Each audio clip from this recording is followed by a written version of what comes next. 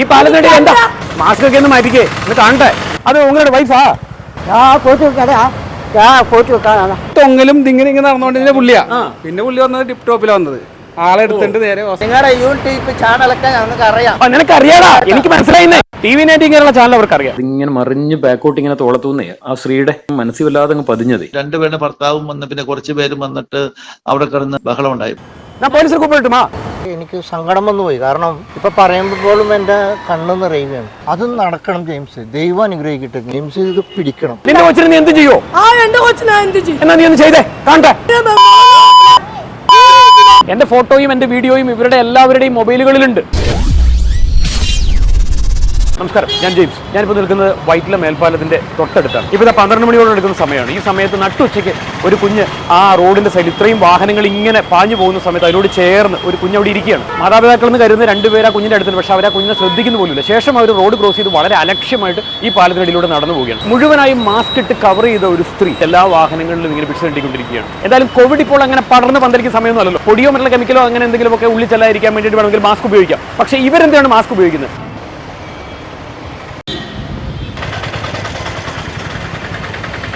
Mask ഒക്കെ ഒന്ന് മാറ്റിക്കേ ഒന്ന് കാണട്ടെ. மாஸ்க் வந்து மாட்டிக்கே இது காண்டே தமிழா கேரளாவில் பிக்ஷாடன முடியாது ஆனால் இங்கே பிக்ஷை தின்றது தப்பு. ஆனால் தெரியுமா இங்கே இருந்து நிறைய குழந்தைகளை காணாத போச்சு. அம்மாவோட பேர் என்ன? ஹிந்தியா? ஹிந்தி மலையாளம் அறிയോ? திருப்பதியா? அப்போ தமிழ் தெரியும்? தமிழ் தெரியும். ஏன் தமிழ் பேசாம என்கிட்ட ஹிந்தி பேசுறது ஏன்? மலையாளம் தெரியுமா? மக்கள் எல்லாம் எங்கே இருக்கு? குழந்தைங்க எல்லாம் எங்கே இருக்கு? குழந்தைங்க எல்லாம் எங்கே இருக்கு? மாலும் நகி. இப்போ தான் நீங்க சொன்ன திருப்பதியும் சொன்னேன். ஏன் திருப்பதி சொன்னது இப்போ ஹிந்தி சொல்றது ஏன்? நீங்க தமிழா? நீங்க தமிழா? ஒரு நிமிஷம் ஒரு நிமிஷம் ஒரு நிமிஷம் ஒரு நிமிஷம் நில்லுங்க இங்க ஐயா இங்க பிக்ஷை தர முடியாது. உங்களுக்கு தெரியாதா அது? இங்க பிக்ஷை தண்டது தப்பு. கேரளாவில் பிக்ஷை தண்டது தப்பு. முடியாதுங்க, பிக்ஷை தண்ட முடியாதுங்க. உங்களோட ஃபேமிலியில் எங்கே இருக்கு? உங்களோட வீடு எங்க? சொல்லுங்க. தப்பா எடுத்துறாரு. நான் கேட்கறது நீங்க பதில் சொல்லுங்க. அது உங்களோட வைஃபா? நான் கேட்கறதுக்கு நீங்க பதில் சொல்லுங்க. பிக்ஷை நீங்க முடியாது.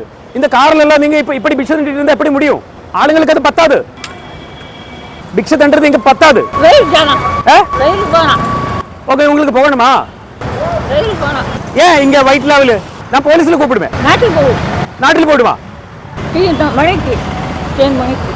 3 மணிக்கு கிளம்பிடுமா? ட்ரெயின்ல ஏறி போயிடுமா? 3 மணிக்கு. இங்க பிக்ஷை தண்டது தப்பு. முடியாது, பத்தாது. அவ்வளவுதான். நீங்க ட்ரெயின்ல டிக்கெட் எடுத்துட்டு இங்க ஊர் விட்டு போயிடுங்க, கிளம்பிடுங்க. புரிஞ்சுதா? இங்க முடியாது. இல்லைன்னா நான் போலீஸ்ல கூப்பிடுவேன். போலீஸ் கூப்பிடட்டுமா? நான் போலீஸ்ல கூப்பிடட்டுமா? நாட்டுக்கு இன்னைக்கு போகணும். கேரளாவில் பத்தாது.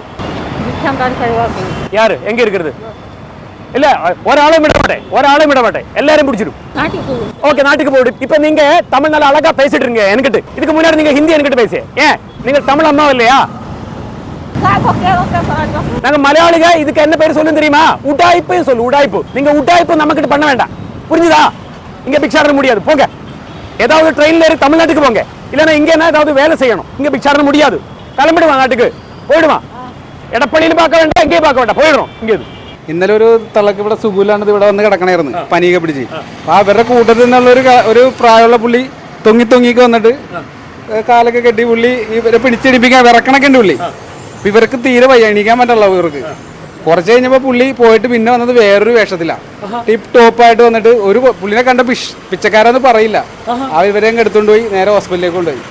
വേറെ 3-4 പേരുണ്ടായിരുന്നു ഇവരുടെ കൂടെ. തൊങ്ങലും തിങ്ങനെ നടന്നുകൊണ്ടിരുന്ന പുള്ളിയാ. പിന്നെ പുള്ളി വന്നത് ടിപ്പ് ടോപ്പിലാണ് വന്നത്. ആളെ എടുത്തിട്ട് നേരെ ഹോസ്പിറ്റലിലേക്ക് വയ്യാതായി കഴിഞ്ഞപ്പോൾ ഭിക്ഷക്കാരൻ മടങ്ങിപ്പോയി. സ്റ്റാൻഡേർഡ് ആയിട്ട് വേറെ ആളായിട്ട് വന്നു. 3-4 പേരായിട്ട് വന്നിട്ട് അവര് നല്ല ടിപ്പ് ടോപ്പായിട്ട് ആളുകളായിട്ട് വന്നു പോയി. ഇതേ വ്യക്തി തന്നെയാണ്. ഇതേ സെയിം ആളാണ്. ഞാൻ കാണിച്ച ഒരാളാണ്. നമ്മളിവിടെ കണ്ടാണ് ഒരുപാട് പേര് ഇവിടെ ഭിക്ഷയാചിക്കുന്നത്. ഈ ഭിക്ഷയാചിക്കുന്നവർ ഈ ചൂടൊക്കെ അടിച്ച് ടയേർഡായിട്ട് പ്രായത്തിൽ മുതിർന്ന സ്ത്രീകളൊക്കെ ഉണ്ട്. ഇവരൊക്കെ മാസം ശമ്പളക്കാരാണ് എന്നുള്ളത് നമുക്ക് പറയാതിരിക്കാനാവില്ല. ഇതൊരു ചില്ലറ മാഫിയൊന്നുമല്ല. ഇതിന് പിന്നിൽ വൻ സംഘങ്ങൾ തന്നെയുണ്ട്. ഒരുപാട് കഷ്ടപ്പെട്ടാണ് ഞങ്ങളെന്ന് പോലീസിന്റെ സഹായത്തോടു കൂടി ആ കുഞ്ഞുങ്ങളെ CWCയിൽ എത്തിച്ചത്. CWC ചെയർപേഴ്സൺ കുഞ്ഞുങ്ങളെ സ്നേഹിതയിലേക്ക് അയച്ചു.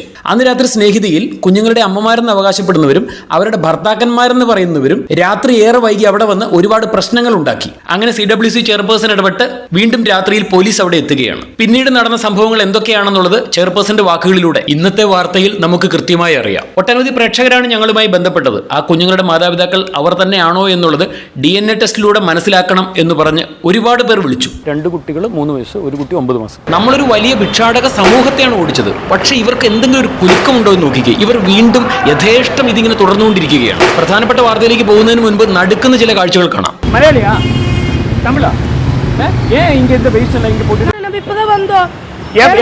எப்போ வந்தது? இப்பதான் வேலைக்கு போயிட்டு வந்தோம். ஆனா எல்லாரும் இங்க பாலத்துக்கு கீழே வந்து தங்குறது ஏன்? நாங்க போலனே, நாங்க இப்பதான் வந்து வாங்கி சாய குடிச்சிட்டு போயிரணும். எனக்கு தெரியாதுனே யார் போட்டுன்னு. யார குழந்தை அது? ஏது? இங்க சைக்கிள் ஓட்டிட்டு இருந்த குழந்தை எங்க? அதோட அப்பா கொண்டு போயிட்டாங்க, கூட்டிட்டு போயிட்டாங்க. அது ஓட்டி போயிடுவே. இல்ல നിങ്ങൾ ന്യായമായിട്ടുള്ള ആളാണ്, നിങ്ങൾ മുഖം മറച്ചു ഓടിക്കണേ. എന്താ? ഈ പാലത്തിനടി എന്താ? നിനക്കെന്താ? ഞാൻ മറക്കും. ഈ കൊച്ചിനെ കൊച്ചിനെ ഞാൻ എന്റെ കൊച്ചു പറഞ്ഞു വിട്ടു. നിനക്കെന്താ? എന്റെ കൊച്ചു ഞാൻ പറഞ്ഞു വിട്ടു. നിന്റെ കൊച്ചിനെ നീ എന്ത് ചെയ്യോ? എന്റെ കൊച്ചു ഞാൻ എന്ത് ചെയ്യും? എന്നാ നീ ഒന്ന് ചെയ്തേ കാണട്ടെ. അത് മറക്കിന എന്തിനാ നിങ്ങളെ വിചാരിക്കുന്നത്? ഞങ്ങള് റോഡ് സൈഡിലേക്ക് സ്വന്തം വെറുതെ ഇരിക്കുന്നു. നിങ്ങൾക്ക് എന്താ പ്രശ്നം? ഞങ്ങൾക്ക് പ്രശ്നമുണ്ട്. ഈ പാലത്തേടി പറ്റില്ല. പറ്റില്ലെങ്കിൽ ഞങ്ങൾ പോയി പറഞ്ഞു. இது ஏன் நீங்க இந்த பாலத்துக்கு நீங்க இந்த வேஸ்ட் எல்லாம் இங்க போட்டுட்டு இருக்கிறது? நீங்க எடுற வேஸ்ட் நான் எடுக்கணுமா? அம்மா இல்ல இங்க படுக்க முடியாது. இங்க இருந்து போணும், கண்டிப்பா போணும். நிஜமா சொல்றேன், இங்க படுக்க முடியாது. நாளைக்கு நீங்க இங்க ஹலோ உங்களுக்கு புரிஞ்சுதா? ഫുള്ളാ ക്ലീൻ പണിട്ട് പോകണം. ചെറുപ്പക്കാരുകളുണ്ട്, ചെറുപ്പക്കാരായിട്ട് ആമ്പിള്ളേര് നേരെ ഇതൊക്കെ കഴിഞ്ഞിട്ട് നേരെ ബാറിലേക്ക് കയറും. ബാറിലേക്കാണ് കയറുന്നത്. നമ്മൾ കണ്ടോണ്ടിരിക്കണം. ഇവര് തെറിക്കണമെന്ന് വെച്ചാൽ അവര് തന്നെയാണ് ബാറിലേക്ക് കയറുന്നത്. ബാർക്ക് അടിച്ചു പൂക്കിട്ടാണ് പുറത്തേക്ക് അടിച്ച് പൂക്കിട്ടായിട്ട് പിന്നെ ഇവരുമായിട്ട് തെറി തോന്നി. ഇവര് പെണ്ണുങ്ങളും അടിക്കും, ആണുങ്ങളും അടിക്കും. മലയാളം അറിയോ? അപ്പൊ അറിയണ്ട. പിന്നെ ബൈക്കിൽ ഇപ്പറായ പിന്നെ നിങ്ങളുടെ യൂട്യൂബ് ചാനലൊക്കെ ഞങ്ങൾക്ക് അറിയാം. നിനക്ക് അറിയാടാ, എനിക്ക് മനസ്സിലായിന്നേ. TV 19 കേരള ചാനൽ അവർക്ക് അറിയാം. ഞാൻ ബൈക്ക് കൊണ്ടുവന്ന് നിർത്തി, ഹെൽമെറ്റ് പോലും എടുത്തില്ല. അതിന് മുന്നേ തന്നെ അവിടെ ഇരിക്കുന്ന ആ സ്ത്രീ എന്നെ ജഡ്ജ് ചെയ്യുകയാണ്. അവർ നേരെ തന്നെ തൊട്ടടുത്തിരിക്കുന്നവനെ തോണ്ടി വിളിക്കുന്നു.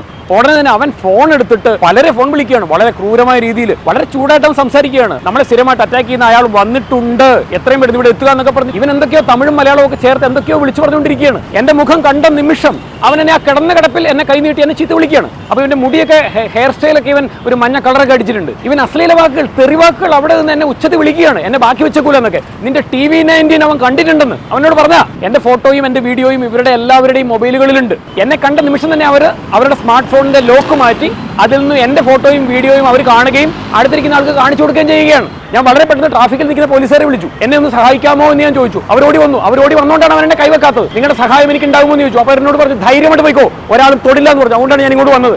അല്ലെ കഴിഞ്ഞ ദിവസം ഭിക്ഷാടകരുടെ എനിക്ക് അടി കിട്ടി. ഇനി എന്തായാലും അടിമടിക്കാൻ എനിക്ക് താല്പര്യമില്ല. ഇവരെ പോലുള്ള ആളുകൾ ഇവിടെ വരുന്നവർ തള്ളിയിടുന്നതാണ്. എത്രയോ നീറ്റായിട്ട് കിടക്കുന്ന എത്രയോ വൃത്തിയുള്ള സ്ഥലമാണിത്. ഈ സ്ഥലം മുഴുവൻ ഈ പരുവത്തിലാക്കുന്ന ഇവരെ പോലുള്ള ആളുകളാണ്. അതുപോലെ തന്നെ ഇവരുടെ കൂടെ വരുന്ന കുഞ്ഞുങ്ങൾ, അവരുടെ സുരക്ഷ എന്ന് പറയുന്നത് നമുക്ക് ഒരു ഉറപ്പുമില്ല. ഞാനിവിടെ നിൽക്കുമ്പോൾ തന്നെ അവർ കുഞ്ഞുങ്ങളുടെ കാര്യത്തിൽ അവർ വളരെ കെയർലെസ് ആണ്. ഇന്നലെ ഒരു സംഭവം ഉണ്ടായി. എന്റെ വണ്ടിയിൽ ഒരു ചേച്ചി കയറി. ഇവര് ഭിക്ഷ തണ്ടി കൊണ്ടുവന്നപ്പോൾ ആ ചേച്ചി ഒരു പേരൊക്കെ ആ ചേച്ചിയുടെ കയ്യിലുണ്ടായിരുന്നു. അത് കൊടുത്ത് അവർക്കത് വേണ്ട, അവർ പൈസ ചോദിക്കണേ, പൈസ തരാൻ. ഞാൻ പറയാം എന്തിന്റെ പൈസ, നിങ്ങൾ ഇങ്ങനെയല്ലേ കാണിച്ചത്, ഭക്ഷണത്തിനല്ലേ കാണിച്ചത്, ആ ഭക്ഷണം നിങ്ങൾക്ക് തന്നേന്ന് വെച്ചപ്പോൾ പറഞ്ഞേ അതിന്റെ പൈസ മതിയെന്ന്. നിയമം കയ്യിലെടുക്കാനുള്ള അധികാരമൊന്നും നമുക്കാർക്കുമില്ല. നമ്മൾ മാധ്യമങ്ങളിൽ ഇത് ചൂണ്ടിക്കാണിക്കും. ആക്ഷൻ എടുക്കേണ്ടത് പോലീസും CWCയും ഒക്കെയാണ്. പോലീസിന് ഇവിടെ പല ലിമിറ്റേഷൻസ് ഉണ്ട്. ഇന്നലെ ഇവിടെ കണ്ടതേ ഉള്ളായിരുന്നു. ആണോ? ഒരുപാട് സന്തോഷം. അതെ അതെ ഒരുപാട് സന്തോഷം. താങ്ക്സ്. ഇപ്പോൾ നിങ്ങൾ കണ്ട കാഴ്ച എന്ന് പറയുന്നത് അവൻ ആ കൊച്ചിന്റെ, അത് വിഷ്വലി കൃത്യമായിട്ട് ഞങ്ങൾക്ക് പതിയില്ല, കാരണം അവന് ഒരുപാട് ദൂരത്താണ് ചെടികൾക്കിടകൂടെ ആ കൊച്ചിന്റെ കാരണത്തിനിട്ട് അവൻ കൈവീശി അടിക്കുന്നത് ഞാനിവിടെ നിന്ന് കാണുകയാണ്. പക്ഷെ വിഷ്വൽ നമ്മുടെ ഇല്ല. എന്ത് പറയാൻ വേണ്ടി പറ്റും? ആ പെണ്ണ് അവൾ അവിടെ ഇരുന്നിട്ട് അവിടെ കിടക്കുന്ന കല്ലുകൾ എടുത്ത് പോലീസിന് നേരെ വലിച്ചെറിയുന്നു. ഏതെങ്കിലുമൊക്കെ വീട്ടിനുള്ളിൽ കയറി അവിടെയൊക്കെ വളർന്ന കുഞ്ഞു പൈതങ്ങളെ എടുത്തുകൊണ്ട് ഇവർ പോകും. അത് കഴിയുമ്പോൾ ആ കുഞ്ഞിന്റെ അമ്മ അവർ നിലവിളിച്ച് കരയുന്ന ഈ കേരള സമൂഹം കണ്ണുനീരോടുകൂടി കാണും. പിന്നെ എല്ലാവരും പരിതപിക്കുകയാണ്, അയ്യോ ആ അമ്മയ്ക്ക് കുഞ്ഞിനെ നഷ്ടപ്പെട്ടല്ലോ, വളരെ കഷ്ടമായല്ലോ. ഇങ്ങനെ പരിതപിച്ചുകൊണ്ടിരിക്കും മലയാളികളിൽ നിന്ന്. വളരെ നിസ്സാരമായ 4 വാക്കിൽ പറഞ്ഞ് അവസാനിപ്പിക്കാം. 10ന്റെ നയാ പൈസയോ ഒരു ഭക്ഷണമോ ഇവർക്ക് കൊടുക്കാതിരിക്കാമോ? ഇവരെവിടെ വിട്ട് പോയിക്കോളും. ഇപ്പൊ നമ്മള് വൈറ്റിലെ മേൽപ്പാലത്തിനടിയിൽ ഇതുപോലെ ഈ ഭിക്ഷാടകർ എല്ലാവരും കൂടി ഇവിടെ അന്തി ഉറങ്ങുന്നു. കള്ളന്മാരുണ്ട് അതിൽ.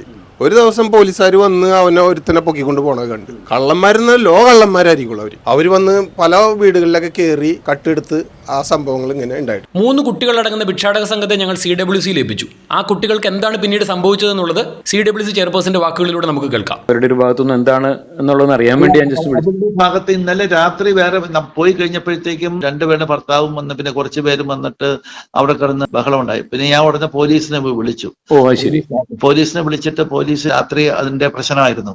അവർ രാവിലെ വിളിച്ചിട്ട് അവര് പറഞ്ഞു ഞങ്ങൾ ഇവിടുന്ന് പോവുകയാണ്, ഞങ്ങൾ ഇവിടുന്ന് പോലീസ് സ്റ്റേഷനിൽ പോയി പറഞ്ഞു ഞങ്ങൾ ഇവിടുന്ന് നിൽക്കുന്നില്ല, ഞങ്ങൾ അപ്പൊ അവർ ട്രെയിനിന് ബുക്ക് ചെയ്തു. ബാക്കിയുള്ള മെമ്പേഴ്സ് അവർ പറഞ്ഞു വെച്ചിട്ട് 7 മണിക്ക് ട്രെയിൻ ബുക്ക് ചെയ്തു, ഇവരോട് സ്ഥലം വിടുവാണ്, ടിക്കറ്റൊക്കെ കാണിച്ചു. അവർ എഴുതി തന്നു, ഞാൻ നിങ്ങൾ കുട്ടികളുമായിട്ട് ഇനി വരില്ല, ഞങ്ങൾ നാട്ടിലേക്ക് ഞങ്ങൾ പോവാന്ന് പോലീസ് സാന്നിധ്യത്തിൽ വന്നു. അപ്പൊ അവരുടെ വന്നിട്ട് അവരെല്ലാം പറഞ്ഞ് വൈകുന്നേരം അവർ സ്ഥലം വിട്ടുവിടുന്നു. ഏതായാലും ജെയിംസ് അത് എടുത്ത് നല്ലൊരു സെഷൻ കാണിച്ചു. മറ്റുള്ളവർക്ക് മാതൃകയാണ് വെച്ച് കഴിഞ്ഞാൽ നമ്മുടെ സിറ്റിയിൽ ഇങ്ങനെ ഈ സ്ട്രീറ്റിൽ ഇങ്ങനെ കിടക്കുന്നത് ശരിയല്ലല്ലോ. അവര് സ്ട്രീറ്റിൽ കിടന്നുള്ള ആന്റി സോഷ്യൽ ആക്ടിവിറ്റീസ് ഒക്കെ വരും. ഏതായാലും ചെയ്തത് നല്ല കാര്യമായി പോട്ടെ. കുഞ്ഞുങ്ങള് ബോധമില്ലാതെ ആ വിഷ്വൽ എഡിറ്റ് ചെയ്തപ്പോഴാണ് മനസ്സിലായത് അതിങ്ങനെ മറിഞ്ഞ് ബാക്കോട്ട് ഇങ്ങനെ തോളത്തൂന്നേ ആ സ്ത്രീയുടെ പുറകോട്ട് മറിഞ്ഞു പോകുന്ന വിഷ്വലൊക്കെ എഡിറ്റ് ചെയ്തപ്പോഴത്തേക്കും മനസ്സിൽ വല്ലാതെ അങ്ങ് പതിഞ്ഞത്. ചെയ്തത് നല്ല പ്രോആക്റ്റീവ് സ്റ്റെപ്സ് അല്ല നിങ്ങൾ ചെയ്ത്. ഞാനിപ്പോ എപ്പോഴും പറയാറുണ്ട്, ഇവിടെ ഇടയ്ക്കൊന്ന് നമ്മുടെ റെസ്ക്യൂ ഓഫീസേഴ്സ് പറയാറുണ്ട്, അപ്പൊ അവര് പിടിക്കാൻ ചെല്ലുമ്പോഴത്തേക്കും പിള്ളേർ ഓടിപ്പോകും. കസ്റ്റംസ് സൂപ്രണ്ടായി റിട്ടയർഡായ ജോസി ജോർജാണ് നമ്മോടൊപ്പം ചേരുന്നത്. TV19 കേരളയ്ക്കൊപ്പം ഉണ്ട് എന്ന് പറഞ്ഞ് അദ്ദേഹം എന്നെ പലവട്ടം വിളിച്ചിരുന്നു. നമസ്കാരം ജോസി സാർ. നമസ്കാരമുണ്ട്. പല വാർത്തകളും ശ്രദ്ധിക്കാറുണ്ട്. കടന്നു പോണ വാർത്തകൾക്കെല്ലാം നല്ല കഴമ്പുണ്ടെങ്കിലും എൻ്റെ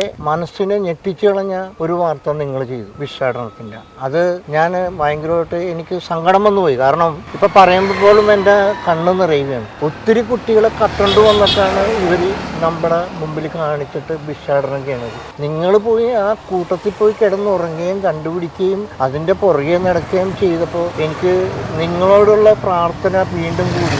നിങ്ങൾ ഇനിയും നമ്മുടെ നാടിന് വേണ്ടി നല്ല നല്ല നന്മകൾ ചെയ്യേണ്ടി വരും. ഞാൻ എപ്പോഴും ആരോ പറയുന്നത് കേട്ടു നിങ്ങൾ ഇതൊക്കെ നിർത്തി പോകുന്നത്.